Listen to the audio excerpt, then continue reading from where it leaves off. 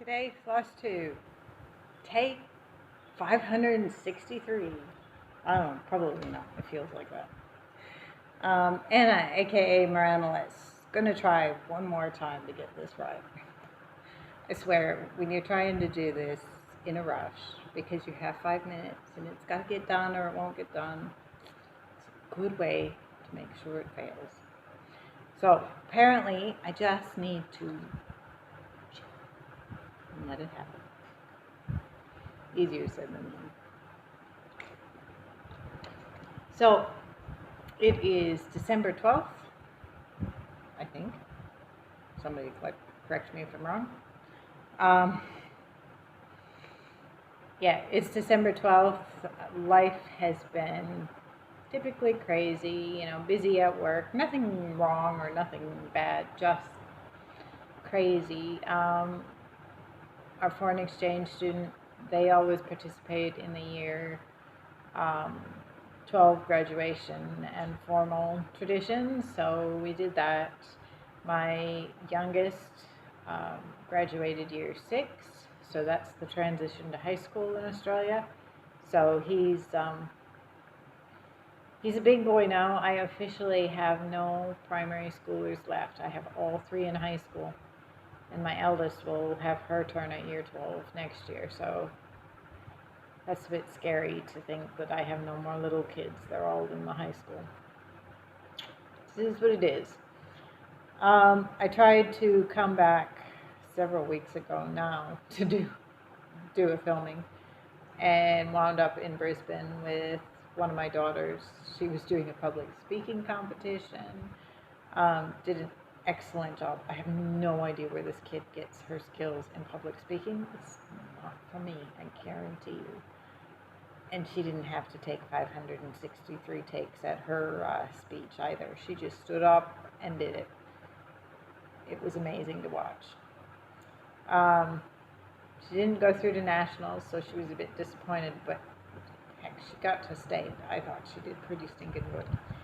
So there was that. Was going to come back another week, and we ended up in Cairns doing the tourist route with the foreign exchange student. So that's a lot of fun, but it's hard to film when you're on the road. It's just summer here, so everybody's drinking gobloads of water because it's hot as. Oh, it is mango season here.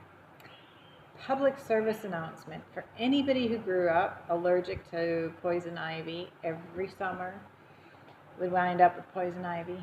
Don't go picking mangoes. I learned after 20 years of living here that mango sap has the same chemical as poison ivy. I can't really see. It's all up and down my arm. I so thought I was over this. Not cool. I saw 3 little sprays of sap on my arm, and I thought, oh, that's meant to be kind of noxious stuff. I should go wash that off, and promptly chatted with the neighbor for half an hour. Yeah, regretting that now. It hurts.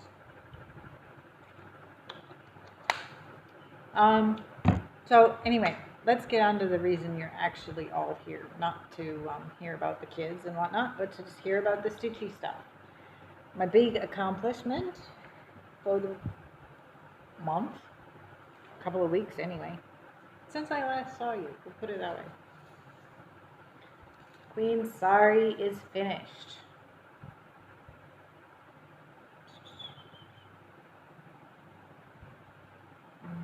The lights are not so good. They're blowing all the colors out. But she is just gorgeous. And I filmed a close-up for you, so I will not repeat myself, and I will stick that in for you so that you can see what's going on.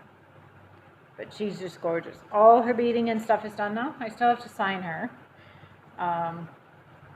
And then I will probably mount her on foam core and finish her. I'll do a wood backing like I did for a couple of my mom's pieces, and decorate it. One of my daughters has her eye on this one, so I'll finish it up nice for her so she can put it in her bedroom or whatever. Yeah, so I will insert that other video here. So here is a close-up of my finish of Queen Sari by Bellafilipina Designs. Before I forget, because I'm almost certain I will in the main video, the fabric is a 28 count cashel that I dyed myself. Just a couple of colors of Rit dye that I thought would go nicely. Nothing too fancy. There is a video back in the history that shows when I was, originally dyeing it. This thing has got way more beads, I think, than anything else I've beaded so far. In fact, for those of you who are stitching this, be careful. There's a bead color that's very close to one of these dark brown colors. There should be another set of beads in here, but I didn't realize. I think it's the green beads goes in there. I didn't realize till I got to beading, and I thought, bugger it, she's short one feather. Yeah, so I mean the colors in this thing are phenomenal, and really once you put the beads in, it just comes together so nicely. For interest's sake, I don't know if you guys can tell what's wrong with the big feathers up there. That one is a darker color. This was the first feather I beaded. So I used the same color for the bottom and the top of the feather because I thought that's what the pattern said. But no, it's a slightly lighter purple up on the top. But again, I was disinclined to take it out and fix it, and I actually ended up doing a second feather incorrectly so that it looked like it was meant to be that way. Now that she's all finished, you can see that, there's a ton of bling and beads all up these big feathers.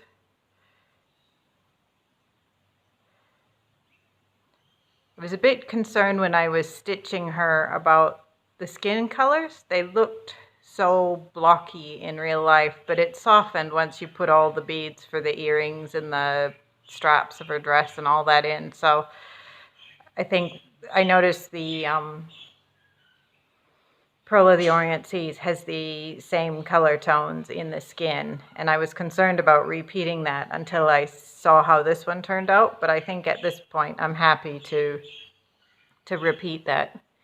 You can see she's even got beads just through random bits of her hair. There's more there, bits of bling. There's a lot of the pattern called for Krynic. I switched it out for Petite Treasure Braid, so there's a fair bit of metallics in here as well. I think this is the other feather that I made the darker color, but you can see, acres of bracelets, acres of beads, all this dress bit. These ones never want to lay straight. I think it'll be fine once you stop handling it every 5 minutes, but every time I go and fold it, they go get off kilter again. I kind of debated how to attach these flower-shaped ones. A lot of the YouTube videos that I was watching, can I zoom in? Whoop. Sorry guys. So those flower-shaped ones, you can maybe see a little bit that I've got 3 passes through that bead holding it. Yeah, you can a little bit. A lot of the YouTube video tutorials that I saw had you putting a bead in the center of it and then stringing through the bead. I thought that looked a bit gobby when I did that, so I decided I wasn't going to do that. And because I had the invisible thread, it's not super noticeable where I've gone over the top of the bead. I can't, for anybody who's interested, I think it was called Madeira. It's actually an invisible quilting thread I raided off my daughter because I couldn't find the one that I'd bought for cross stitch when it came time to bead this. It worked all right. I like those nylon-ish threads are always slippery and kind of a pain in the butt, but it's just par for the course if you want that invisible thread look. So yeah, I just love all that in there, but I have to admit, by the time I got to the end, I was kind of over beads. Down the bottom, you got, yep, more trails of beads through all these fribbles that come off her dress. There's all beads down each side of both of the ribbons. And then down the bottom, you have acres and acres of these bugle beads. Which again, I wasn't entirely sure how I was going to go about attaching it. Clearly a bugle bead has a hole right through the middle, but I wasn't sure if one pass would hold it steady enough, so I actually ended up doing 2 passes through each bead. But because they're quite long, that leaves quite a bit of like thread that doesn't lay nice to catch on the back. So they're fine from the front. I think when you stretch it out, you won't have any problems with the puckering and stuff, although laying flat there is a little bit. But yeah, if anybody has any suggestions on a better way they attach bugle beads, holler, because I don't particularly remember what I used to do or if I've even attached bugle beads before. But this works for this time. Yeah, and if anybody's interested, just because I nearly knocked the phone off the stand, I will throw a photo in at the end of the filming contraption I've set up, just to prove that, you know, we may do all this fancy beading and pretty needlework, but your filming contraptions don't have to be fancy to be functional. You're currently propped on a Milo tin and Tupperware with a couple of cans of baked beans as a counterweight. But hopefully it did the job, and you can see all the gorgeous details that went into there. I think she just turned out fabulous. So, with that, back to the main video. Thanks, guys. Bye. So, since I finished, and I forgot to say again, I hope I said in the video, in the previous, because otherwise I'm terrible. The fabric for Queen Sari is a 28 count cash out, hand dyed by myself. And I love the way that dye turned out. It was just red dye, but it was fabulous. So since I was on a good kick finishing Queen Sari, I thought I want to try and finish this Peacock. And I'll see if I can find you a before picture. But it is so close. So pretty sure all that stitching in the foliage up here is new. That still needs to be back stitched, obviously. The half stitches come out to about the head. They still need to fill in around in front of the peacock, but this cluster up here finishes the last of the full cross stitches. So all the leaves and flowers are done for the bottom bit. See, I've started back stitching in the actual peacock itself. You can see a little bit. I haven't gotten very far with that, only about 1 thread in there. So I'm hoping another week and I should be able to finish this one up. In the, you know, where the browns, where all those fancy feathers are, the pattern calls for 1 strand of a gold in some spots and 2 strands of a gold backstitch in other spots. And I was debating about taking the 2 strand stitches and swapping them out for a gold treasure braid. I figured every peacock needs its bling, and this peacock has no bling, and so that just seems wrong to have a peacock with no bling. So obviously there's a fair bit of backstitching in the peacock itself to go yet, but these clusters take an insanely long amount of time too with the detail in those flowers, but they turn out really nice. So I'm hoping another week I might be done with that. And this is a 32 count Belfast in Sweet Cherry Pie by Color Cascade Fabrics. So hopefully next time you see that, that will be a finish as well. And then it figures, when I'm not doing Stitch from Stash, I have 2 finishes. And I get 0 credit because I haven't done any thinking or tracking or anything. I should hold off just by a couple of stitches so I can finish them when I get organized.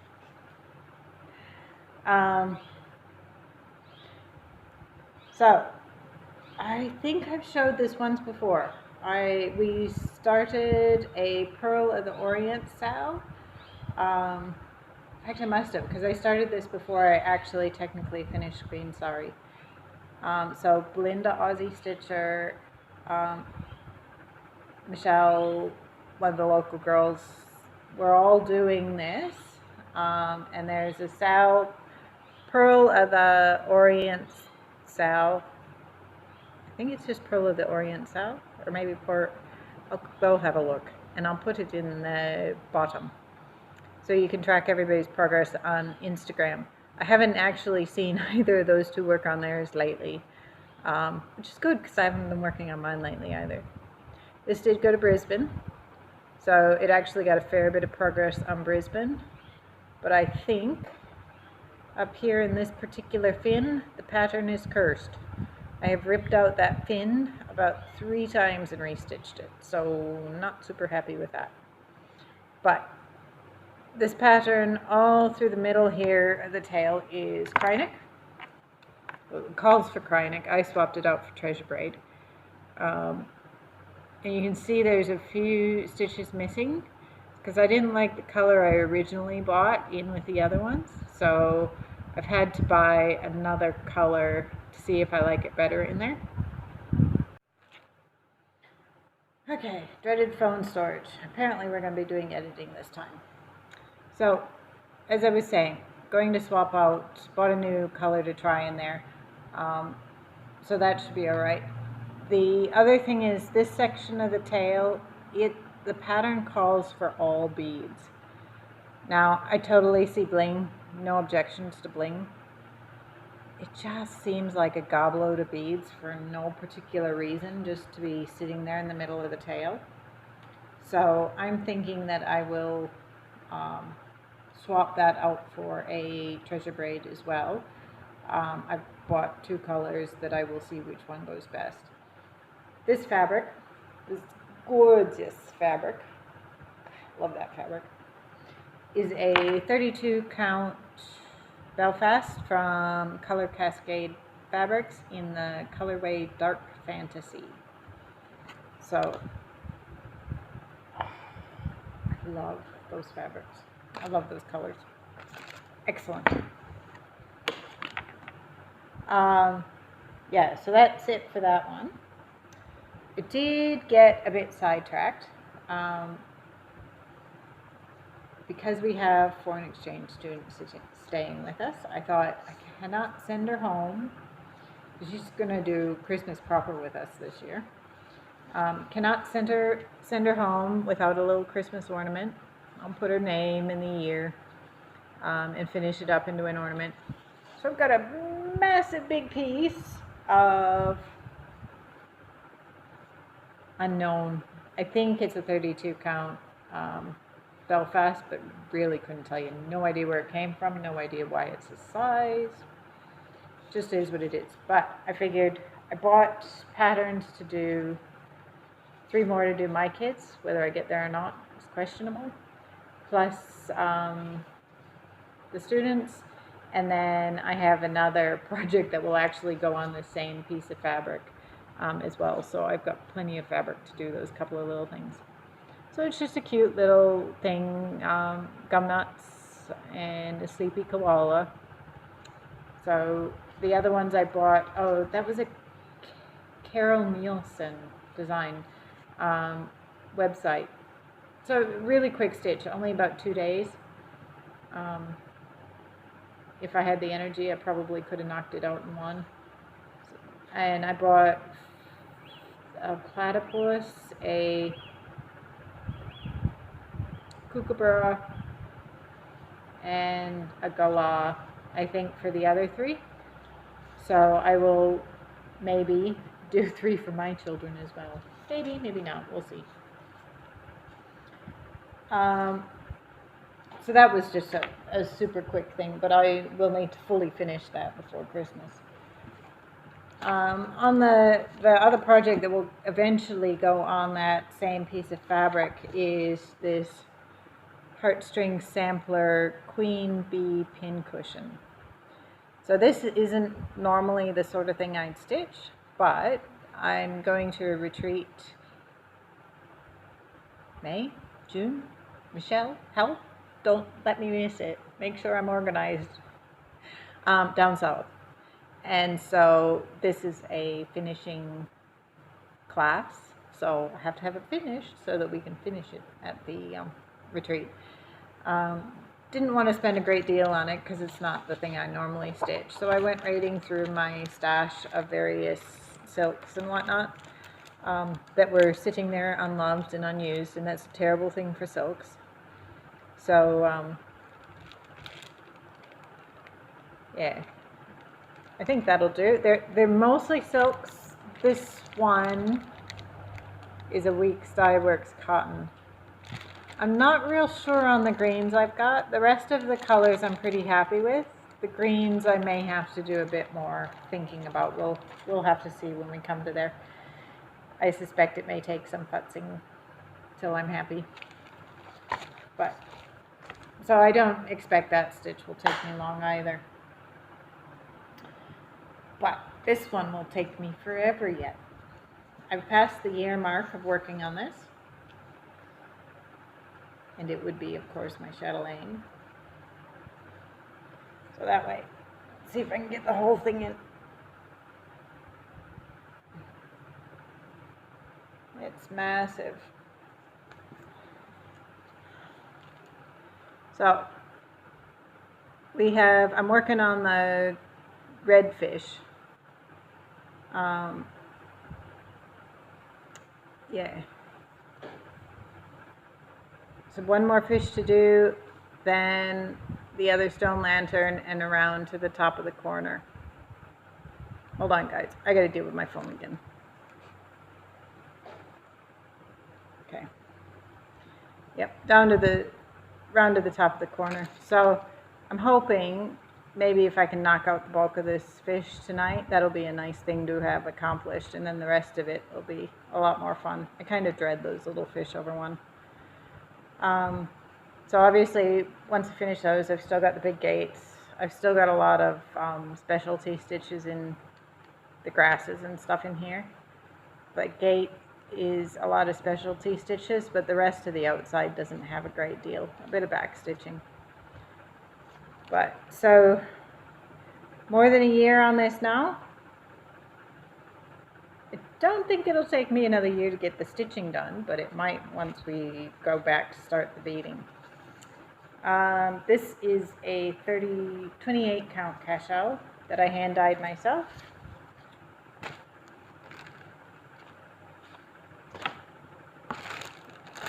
So, and the last thing, oh come on, these arrived just in the mail today. They're so pretty. I love it when I get a thing of pretty. So I think these are the 2 colors that I've auditioned for that mermaid. It's hard to tell over the internet, so we'll see what the closest color is. And then a lot of these are the rest for the Hawaiian chatelaine that I'm just quietly stashing supplies for, because one day when I finish that Japanese one, I might start the Hawaiian one. All right, I think I better go before my phone totally bails on me with the whole out of memory thing. So I will catch you all next time. Keep cool if you're in Oz. Keep warm if you're in the Northern Hemisphere. I do not miss the snow. So I will be quite happy here, drinking my water, keeping cool, hopping the creek. All right. See you all next time. Thanks for coming, guys.